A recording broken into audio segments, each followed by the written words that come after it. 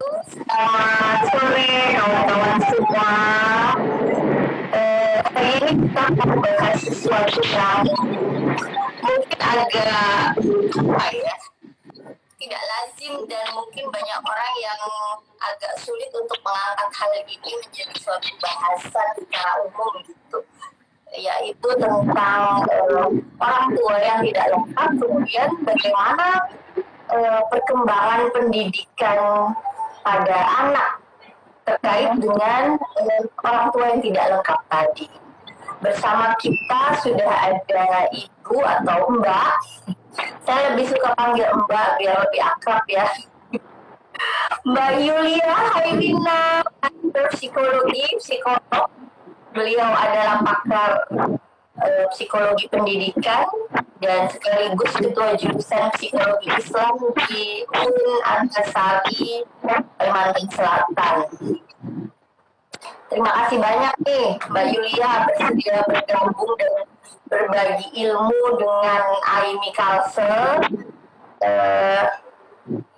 Semoga nanti kita akan banyak berdiskusi dan berbincang, sekaligus kami ya menambah ilmu dan pengetahuan dari Mbak Yulia terkait dengan ini termasuk parenting juga nggak ya, tentang perkembangan pendidikan anak gitu, berkaitan dengan orang tua yang tidak lengkap. Pertama-tama mungkin persoalan keluarga ini sedikit saya bahas dulu. Kita sejak kecil, sejak dini, kita selalu diperkenalkan dengan konsep keluarga, bahwa yang namanya keluarga itu terdiri paling tidak keluarga inti, yaitu ada ayah, ibu, dan anak. Sejak kecil konsep keluarga itu yang ditanam pada kita. Nah, dalam perjalanannya bisa saja keluarga ideal yang digambarkan itu ternyata tidak terjadi atau terpecah gitu. Nah, tapi yang orang tua tidak lengkap di sini bisa jadi kan orang tuanya bercerai, kemudian ada yang meninggal, bisa salah satu meninggal, bisa kedua-duanya meninggal, atau bisa jadi orang tuanya menjalani long distance marriage gitu. Jadi kan tidak 100% atau sepanjang waktu itu bersama gitu kedua orang tua. Nah, ini tentunya kita berasumsi bahwa ada dampaknya atau ada pengaruhnya juga terhadap perkembangan pendidikan anak. Untuk itu silakan Ibu Yulia mungkin mau berbagi ilmunya kepada kami semua. Saya persilakan. Terima kasih Mbak Arin telah mengundang saya bersama para pengurus di Aimi Kalsel. Sebenarnya saya dan Aimi ini termasuk dekat ya hubungannya ya, karena beberapa dosen di jurusan psikologi Islam itu tergabung di Aimi Kalsel, bahkan menjadi wakil Aimi Kalsel. Jadi sangat sering gitu mendengar terus Ibu Mahdia juga ada, sama Ibu Ajijah ya sebagai teman-teman baik saya. Terima kasih banyak telah mengundang saya. Saya agak kurang nyaman ya ketika dipanggil pakar gitu, karena memang sebenarnya sih sharing apa yang saya sudah dapatkan saja gitu, baik itu pengalaman maupun mungkin di ruang-ruang konseling ataupun praktek ya. Jadi nanti sifatnya berbagi sebenarnya dari hasil bacaan penelitian, kemudian juga dari praktek yang sudah dilakukan gitu. Jadi itu mungkin yang akan saya sampaikan ya nanti ya, materi-materi yang akan nanti kita diskusikan bersama Mbak Arin. Jadi benar seperti yang tadi Mbak Arin bilang bahwa idealnya memang keluarga itu terdiri dari laki-laki dan perempuan yang kemudian disatukan dalam sebuah ikatan perkawinan dan pada akhirnya membentuk keluarga dan memiliki anak, dan status mereka pun menjadi ayah dan ibu dan anak. Itu merupakan gambaran dari sebuah keluarga pada umumnya di masyarakat. Dan siapapun yang membina keluarga tujuannya pasti menginginkan adanya keharmonisan dalam sebuah keluarga itu. Namun perjalanannya terkadang hidup tidak ideal ya, tidak selamanya ideal seperti apa yang kita harapkan di awal. Dan kadang kehidupan itu mengharuskan salah satu figur, baik itu ayah ataupun ibu, pada akhirnya harus berjuang ya untuk membesarkan anak dengan seorang diri.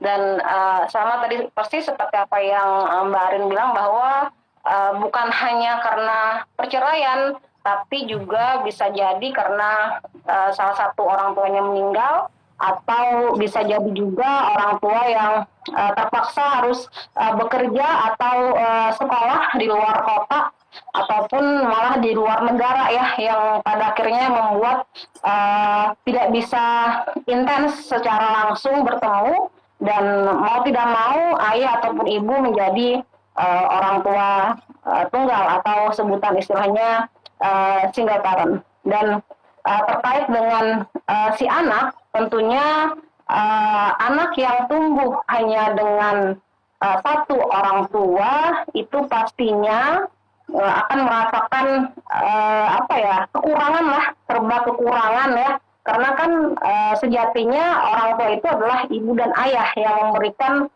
kasih sayang yang melimpah di hati anak-anaknya. Dan ketika keluarganya tidak utuh, artinya ayah atau ibunya tidak ada ya, bisa jadi perceraian ataupun pergi tadi karena sekolah atau bekerja, bahkan ada yang meninggal, tentunya hal ini akan berdampak. Nanti kita akan lebih spesifik juga, karena tidak bisa disamakan dampak dari orang tua yang bercerai, orang tua yang meninggal, ataupun orang tua yang bekerja jauh atau sekolah ya di luar negara ataupun kota. Itu akan sangat jauh sekali berbeda dampak yang dirasakan. Namun secara umum, salah satu figur yang tidak ada ini pastinya akan berdampak pada proses tumbuh kembang si anak. Seperti itu ya, secara sekilas, bahwa nanti kita akan banyak berdiskusi apa saja dampaknya, kemudian juga mungkin ada beberapa pertanyaan-pertanyaan yang akan ditanyakan ya nanti dalam grup ini. Saya lihat cukup banyak, ada 8 orang. Ya, seperti itu ya, ini tentang dari bahasan kita pada hari ini, Mbak Arin.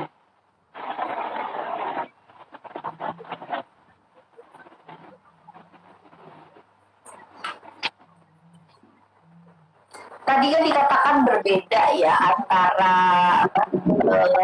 dampaknya gitu pada anak yang orang tuanya meninggal atau yang bercerai, kemudian juga yang menjalani commuter marriage atau LDM. Bedanya itu gimana gitu, karena kan kalau sepintas ya sama-sama nggak ada salah satu figur gitu. Bedanya itu seperti apa kira-kira Mbak Yulia? Oke. Bedanya itu pastinya perasaan yang dialami oleh si anak itu akan berbeda sekali ketika salah satu orang tuanya tidak ada karena perceraian, karena meninggal, ataupun karena sekolah ataupun bekerja di luar negara. Kalau perceraian artinya kan itu kondisinya orang tuanya pernah bersama dan berpisah gitu ya. Anak pastinya akan merasakan kehilangan karena selama ini yang dilihatnya orang tuanya bersama, pada akhirnya berpisah, benar-benar berpisah gitu, dalam arti tidak serumah dan bukan karena pergi jauh gitu untuk sekolah atau untuk bekerja, atau bukan karena meninggal. Artinya anak akan kehilangan dan ini berdampak pada rasa percaya diri anak ya. Pertama itu akan berdampak pada rasa percaya diri anak, dan juga dominansi perasaan yang dialami anak pada saat orang tua bercerai itu adalah sedih dan juga kecewa. Pastinya kecewa dengan kenapa sih kondisi orang tuaku pada akhirnya berpisah gitu. Jadi ada perasaan itu gitu pada diri si anak. Sedangkan ketika single parent ini karena meninggal atau mungkin ayahnya meninggal atau ibunya meninggal, jadi otomatis ketika ada meninggal kan udah nggak bisa ketemu lagi tuh, udah nggak bisa ketemu lagi sama ayah ataupun ibunya. Perasaan yang dirasakan dominasinya itu adalah perasaan sedih karena kematian atau karena meninggal salah satu orang tuanya. Apalagi ketika orang tuanya meninggal dengan mendadak ya, sehingga membuat anak itu tidak siap menerima kenyataan bahwa ia akan berpisah selama-lamanya dengan orang tuanya. Dan ketika kesedihan ini tidak diatasi bisa berkembang menjadi kesedihan yang akut atau istilahnya dalam psikologi itu depresi. Sedangkan kalau yang ayah atau ibunya itu kuliah ataupun belajar bekerja di luar kota, ini kan apa ya, perasaan yang dirasakan oleh anak itu adalah merasa sepi ya, kebanyakan sepi dan merindukan momen-momen kebersamaan itu gitu. Salah satu orang tuanya yang tidak bersama karena orang tua yang harus pergi kuliah ataupun sekolah gitu. Jadi itu yang memang mungkin membedakan ya, perasaan-perasaan dominasi perasaan itu yang membedakan antara anak yang diasuh single parent karena bercerai ataupun karena meninggal dan juga karena sekolah atau bekerja jauh. Jadi seperti itu kira-kira gambarannya Mbak Arin. Jadi dominasi perasaannya itu yang berbeda-beda ya. Nah kemudian gimana dampaknya dengan perkembangan pendidikan ya, karena kita tahu kan sekarang di mana-mana yang namanya pendidikan itu penting gitu. Nah ketika figur salah satu orang tua itu tidak ada, orang tua tidak lengkap, gimana ini dampaknya dengan perkembangan pendidikan anak? Oke, kalau masalah pendidikan sebenarnya sih memang kalau dari penelitian itu beberapa mengungkap dampaknya negatif ya pada proses pendidikannya, khususnya performa akademik misalnya, atau mungkin motivasi berprestasinya di sekolah gitu, karena kehilangan salah satu figur dari orang tua itu ya. Bisa juga berdampak tidak hanya pada proses pendidikannya tapi kepribadian gitu, misalkan self esteem-nya gitu, harga dirinya, kemudian juga rasa percaya diri dia gitu ya. Itu yang dampak psikologis yang dirasakan oleh si anak. Namun sebenarnya tidak bisa juga sih kita generalisasikan gitu bahwa anak-anak yang diasuh oleh single parent ini pasti menjadi anak-anak yang gagal gitu dalam proses pendidikannya. Juga nggak bisa kita katakan seperti itu, karena tergantung dari antisipasi yang dilakukan oleh orang tua yang memang mengasuh dengan single parent itu, sehingga pada akhirnya dampak psikologis yang dirasakan si anak itu bisa diminimalisir gitu, sehingga tidak membawa dampak yang sifatnya fatal pada proses pendidikannya. Seperti itu Mbak Arin. Tadi dikatakan tidak bisa dikatakan bahwa anak yang orang tua tidak lengkap akan mengalami kegagalan pada masalah pendidikan. Tergantung dari antisipasi orang tua atau siapa yang mengasuh si anak tadi. Kira-kira menurut Bu Yulia nih sebagai, saya sukanya bilang pakar ya, pakar psikologi pendidikan, antisipasi dilakukan seperti apa agar si anak ini tidak, ya performa akademiknya misalnya tidak merosot, kemudian dia tidak akan mengalami gimana ya, depresi yang berkepanjangan sehingga mempengaruhi akademiknya dia. Nah ini mungkin penting ya, antisipasinya ini seperti apa, apakah harus memang hanya dari orang tua yang asuhnya itu saja? Kira-kira gimana? Ya, jadi ini secara umum ya, secara umum saya gambarkan tidak secara spesifik apakah ini orang tua yang tadi, orang tua salah satu orang tua yang meninggal, bercerai ataupun bekerja atau sekolah di luar atau di luar negara ataupun kota ya. Yang pertama sih yang pasti yang perlu dilakukan untuk antisipasi itu ke orang tua dulu ya. Langkah awal yang perlu dilakukan orang tua itu adalah dia harus move on gitu ya, move on dan dengan menyesuaikan diri bahwa dia sendirian nih mengasuhnya gitu. Dia udah sendirian mengasuhnya. Harus dimulai di si orang tuanya dulu ya, yang move on ya.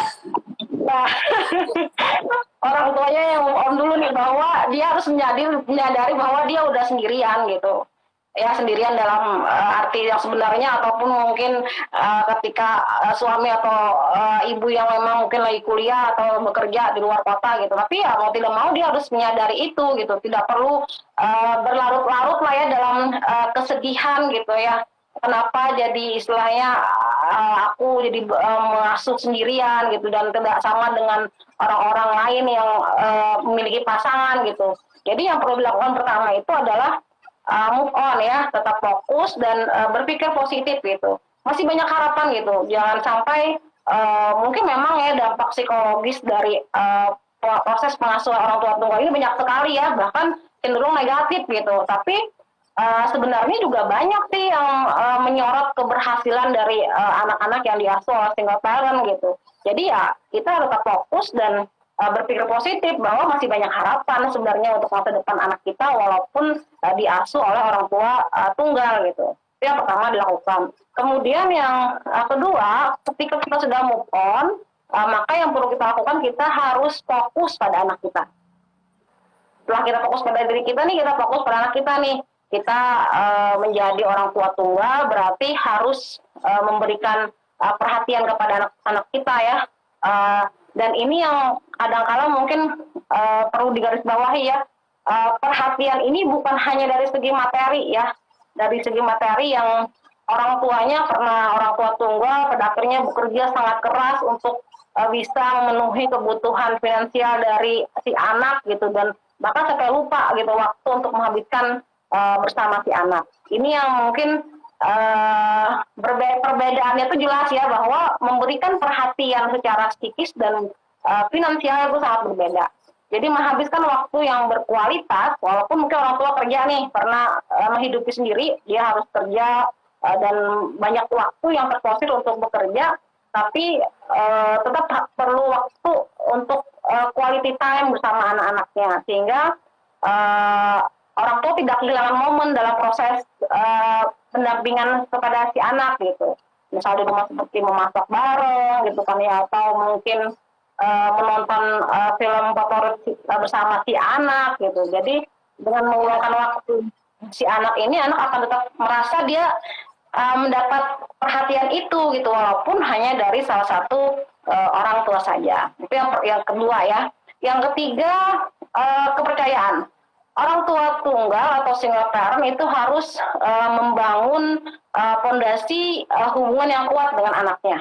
Dan salah satu ini yaitu bonding ya, bonding, kepercayaan lewat komunikasi itu harus tetap terjaga, dan hindari berbohong kepada si anak, sehingga pada akhirnya anak tidak merasa kecewa dengan orang tuanya. Banyak kasus anak-anak yang diasuh oleh orang tua tunggal itu mengalami kurang perhatian, kurang kasih sayang, sehingga pada akhirnya mereka mencari pelarian gitu, mencari perhatian di lain tempat gitu, sehingga kadang-kadang terjerumus ke hal-hal yang sifatnya negatif ya. Dan sekarang kan karena zaman teknologi, bisa saja kan ya video call gitu saat kerja di kantor gitu, itu juga bisa salah satu wujud dari perhatian kita gitu. Itu yang bisa dilakukan sih, selain ada beberapa hal lagi, misalkan dekatkan dengan keluarga lain, misalkan kakek nenek gitu, om, tante gitu ya. Itu bisa menjadi support system kita juga gitu. Iya, kadang-kadang memang, bukan kadang, mungkin sering ya, karena setelah misalnya sendiri gitu mengurus anak, maka banyak mungkin orang tua yang akhirnya fokus pada pemenuhan material ya, jadi kerja keras gitu, sampai ya karena berpikir misalnya khusus buat yang bercerai atau salah satu meninggal, jadi karena sekarang harus terpilih sendiri nih, jadi benar-benar kerja keras, kerja giat gitu, perhatian pada anak itu yang terlupakan. Kalau saya tarik, mungkin ibaratnya sebagai orang tua kita harus jam ya sama diri kita sendiri, sudah capek kerja, tapi harus waktu juga buat perhatian sama anak gitu ya. Harus kejam dari diri sendiri. Jangan kejam dong kata-kata yang kadang kata-kata bukan kejam sih juga Istilahnya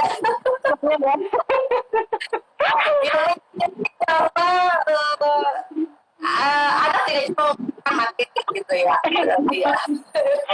Memberikan pengorbanan lah ya. Harus beri perhatian. Ya, kemudian gini, terkait pendidikan di sekolah gini ya.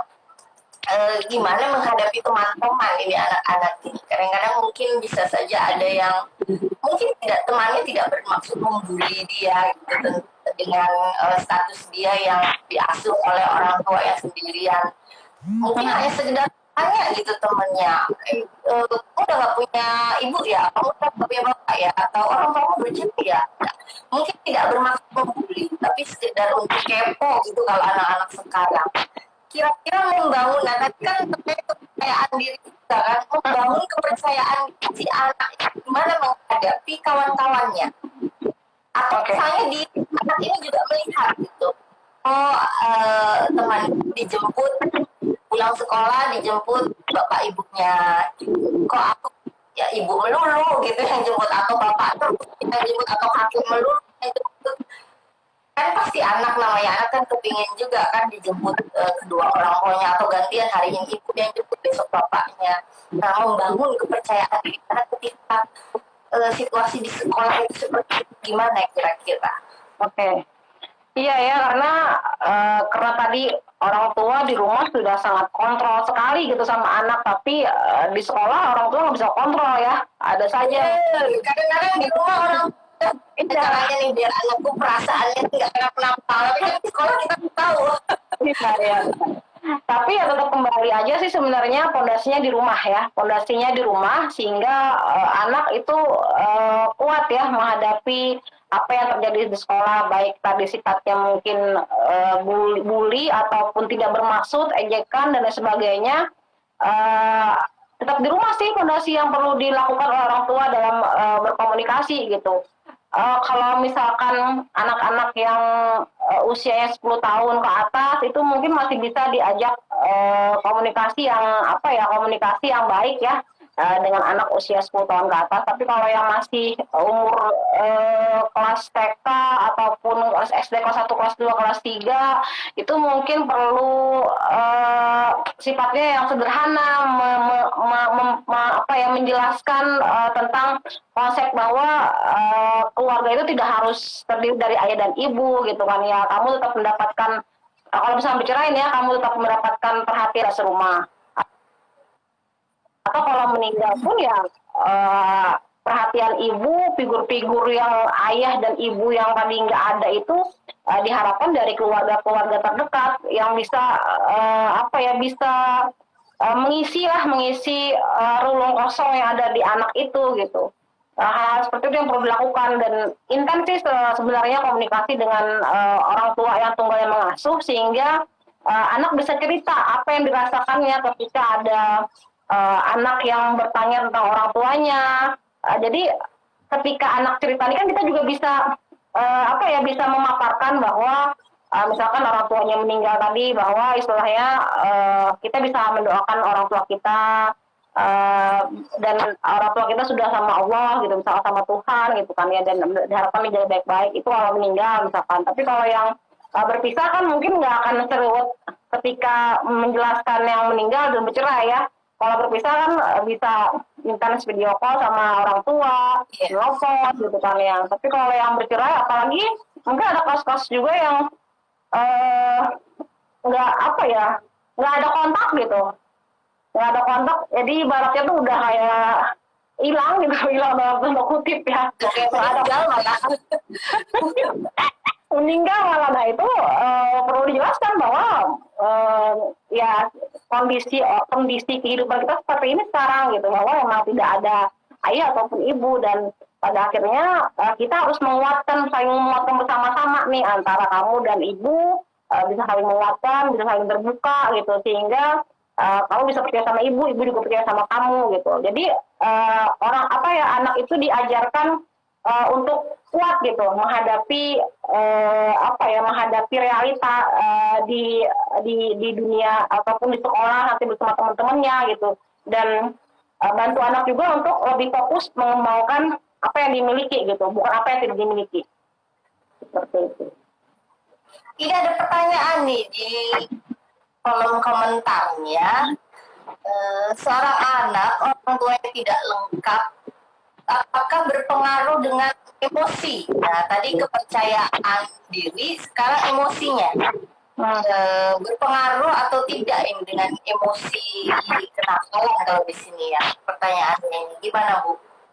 Iya, kalau tidak diantisipasi tadi ya, misalkan tadi kita sudah berbicara masalah antisipasi, itu dari penelitian yang pernah saya baca, banyak sekali anak-anak yang diasuh dari keluarga yang tidak lengkap, khususnya nih ya, anak-anak yang broken home atau bercerai atau dalam situasi keluarga yang tidak harmonis, itu dampaknya kepada emosi. Dan berdampak juga pada gangguan perilaku kenakan remaja gitu. Itu biasanya karena tidak ada antisipasi tadi gitu dari orang tua, dan jelas sih berdampak gitu kalau memang tidak ada antisipasinya. Kan kenapa itu gangguan perilaku atau kenakan remaja itu salah satu faktor penyebabnya juga ketidakutuhan atau tidak harmonis dalam keluarga atau jatuhnya ya perceraian gitu. Ya. Nah, ini juga ada pertanyaan lagi. Oh, ini kalau anaknya masih kecil banget, ini 2 tahun, gimana menjelaskan kalau cerai bertanya ayahnya di mana gitu. Enaknya dijawabnya gimana gitu.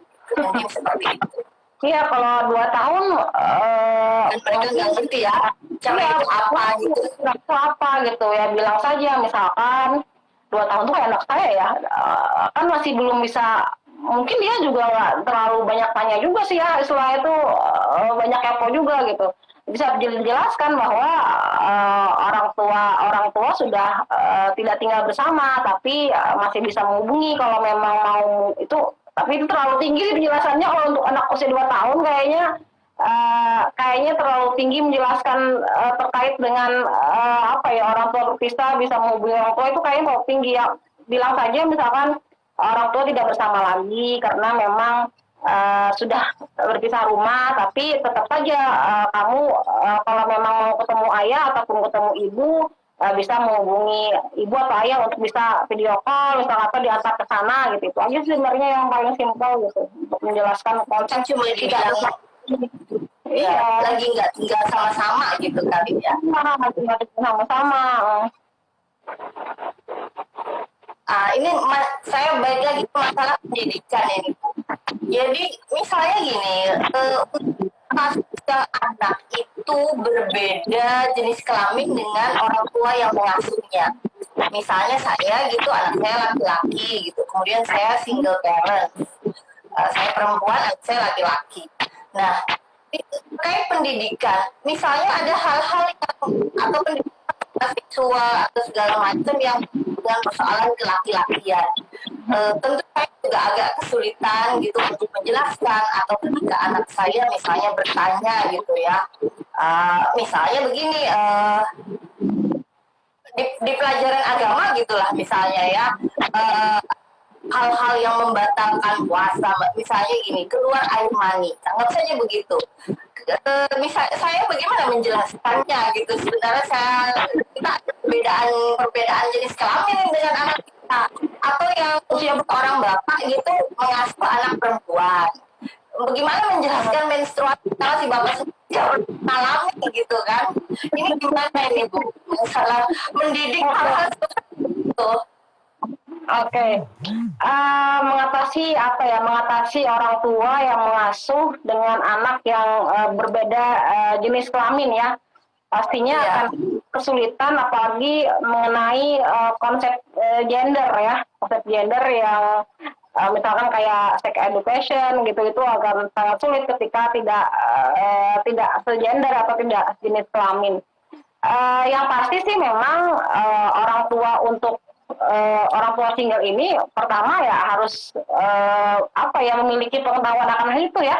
Maksudnya dia harus banyak baca buku juga gitu, harus banyak wawasan juga terkait dengan perkembangan dari jenis kelamin yang berbeda, sehingga pada akhirnya ketika anak bertanya itu paling tidak ada penjelasan yang logis lah dari kita gitu, berdasarkan apa yang pernah kita baca gitu ya. Bukan berdasarkan pengalaman kita ya.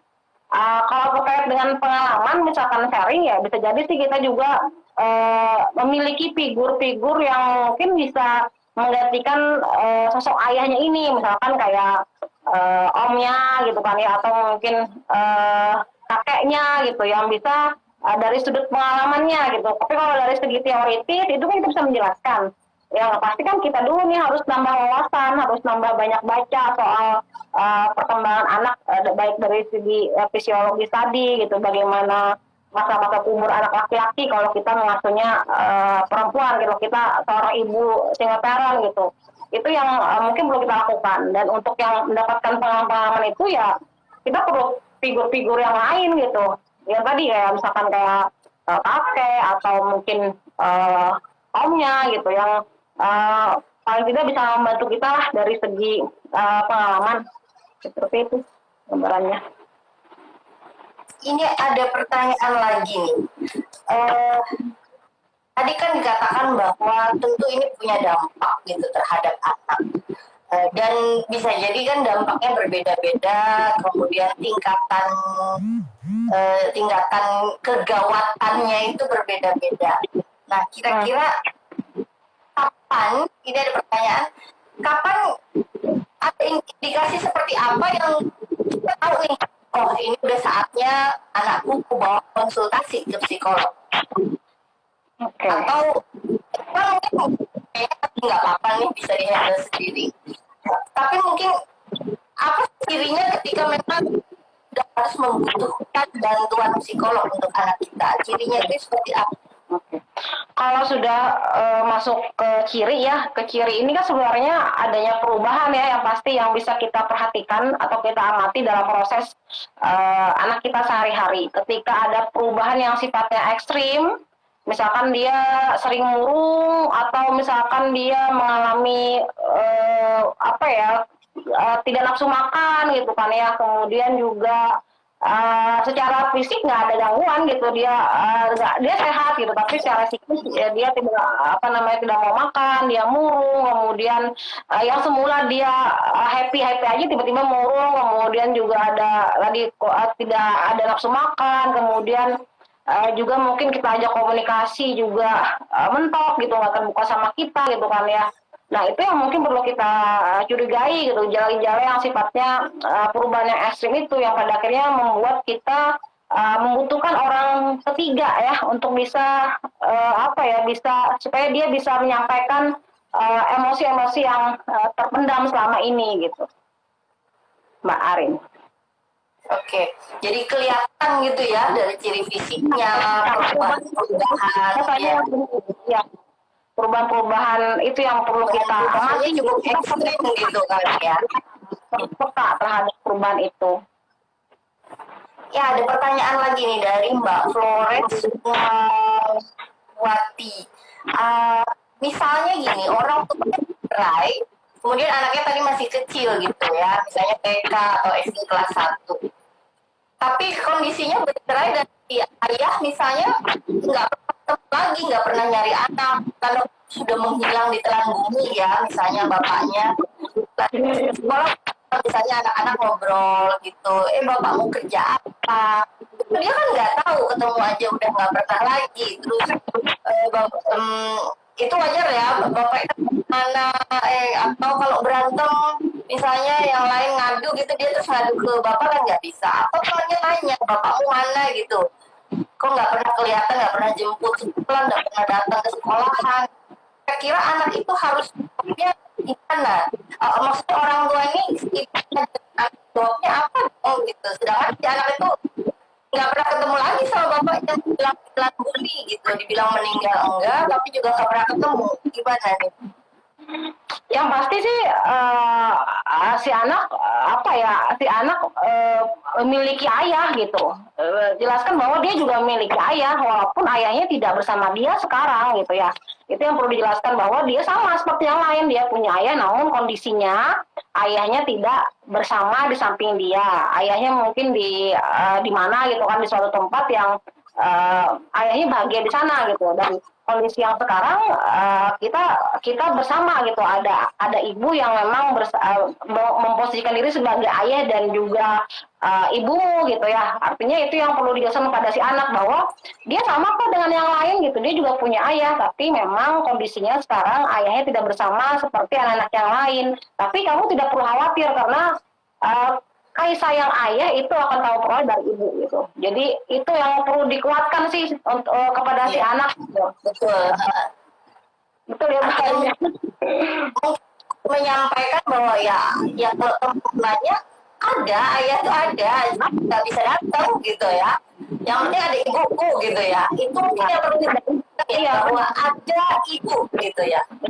Ada ibu dan kebutuhan itu akan terpenuhi gitu. Walaupun mungkin ya kekurangan itu masih ada karena memang tidak bisa dipungkiri karena figurnya kurang lengkap. Tapi paling enggak kita bisa mencoba untuk memenuhi ruang itu gitu. Tadi dengan kita, dengan orang-orang yang ada di sekitar kita yang bisa menggantikan figur ayahnya. Misalkan tadi ya tokoh-tokoh laki-laki juga gitu, kayak om, kayak kakeknya, itu kan sudah paling tidak mengisilah ruang kekosongan akan figur ayah itu. Mungkin sesekali gitu ya bisa minta tolong omnya menjemput sekolah gitu kali ya. Iya. Kemudian anak yang diasuh oleh kakek nenek ini gimana? Sudah bukan sekedar satu yang ada, tapi ini dua-duanya misalnya nggak ada, ini kak ibu tidak ada, ayah tidak ada, jadi diasuh oleh kakek dan neneknya. Nah ini kira-kira sama tidak persoalan perkembangan akademik tadi kan ada kemungkinan akan menurun walaupun tidak bisa digeneralisir ya, performa akademik anak ini yang orang tuanya tidak lengkap. Nah bagaimana dengan mereka yang diasuh oleh kakek nenek ini, Bu Yulia? Kalau diasuh sama kakek nenek itu mungkin misalkan nih karena orang tua single parent dia bekerja dan pada akhirnya dia tidak memiliki orang lain ya untuk membantu dia mengasuh, maka dia meminta bantuan lah kepada orang yang paling dipercaya, siapa lagi selain kakek dan nenek ya, untuk bisa mengasuh si anak gitu. Dan kalau ditanya apakah akan ada perbedaan pengasuhan dari orang tua dan kakek dan nenek kepada si anak, tentu berbeda gitu. Karena kan zamannya beda ya, berbeda sekali gitu.